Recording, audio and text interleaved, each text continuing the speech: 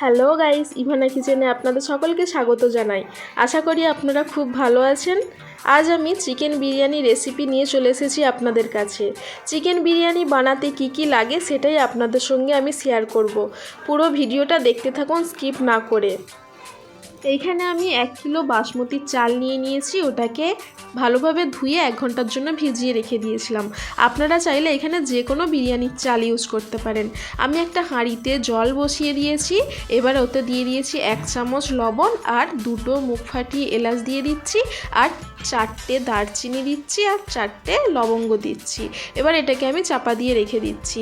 আর এক সাইডে আমি কড়া গরম করেছি, ওই শুকনো খোলাতে আমি বিরিয়ানির মশলাটা ভালোভাবে ভেজে নেব 2 থেকে 3 মিনিটের জন্য। বেশি ভাজলে হবে না, তাহলে মশলা তিতো হয়ে যাবে, আর মশলাতেই বিরিয়ানির টেস্ট লুকিয়ে আছে, মশলাটা তিতো করা যাবে না। খুব ভালোভাবে ভেজে নিয়েছি দেখুন। এবার আমি একটা প্রেসার কুকার নিয়েছি, ওতে লবণ দিয়ে দিয়েছি আর কিছুটা পরিমাণ জাফরান দিয়ে দিয়েছি। এবার এতে আমি আলুগুলো দিয়ে দিচ্ছি, যে আলুগুলো ডুমো ডুমো করে কেটে রেখেছিলাম, দিয়ে এটা চাপা দিয়ে রেখে দিচ্ছি। দেখুন জলে আমি 2 থেকে 3 চামচ সাদা তেল দিচ্ছি, দেওয়ার পরে জলটা ফুটে গেছে। এবার আমি যেই চালটা ভিজিয়ে রেখেছিলাম 1 ঘন্টার জন্য, ওটা দিয়ে দিচ্ছি। এদিকে 3টে সিটি মেরে আলুটাও সেদ্ধ হয়ে গেছে খুব ভালোভাবে। এবার আমি একটা কড়াইতে তেল নিয়ে নিয়েছি বেশি করে। এবার পেঁয়াজগুলো মচমচে করে ভেজে নিচ্ছি। দেখুন একদম ভেজে রেডি হয়ে গেছে পেঁয়াজগুলো। এবার এই তেলেতেই আমি আলুগুলোও ভেজে নেব খুব ভালোভাবে।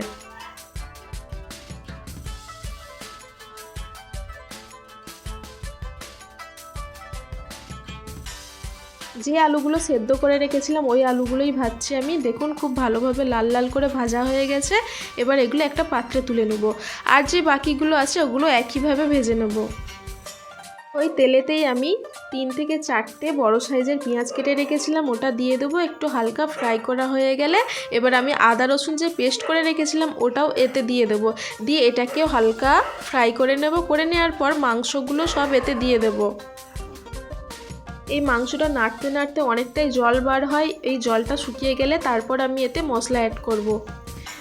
ততক্ষণ আমি নাড়তেই থাকবো। দেখুন খুব ভালোভাবে নাড়া হয়ে গেছে, জলটাও আর নেই।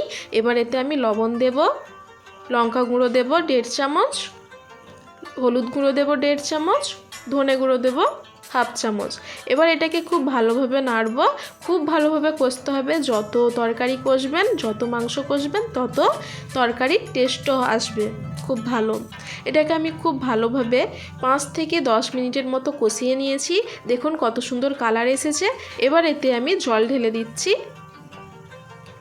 এটাকে চাপা দিয়ে রেখে দেবো 6 থেকে 7 মিনিট। দেখুন একদম রেডি হয়ে গেছে। আমি 1 চামচ বাটার দিয়ে দিচ্ছি এতে, আর যেই বিরিয়ানির মশলাটা আমি ভেজে রেখেছিলাম ওটাই গুঁড়ো করে এতে দিয়ে দিচ্ছি।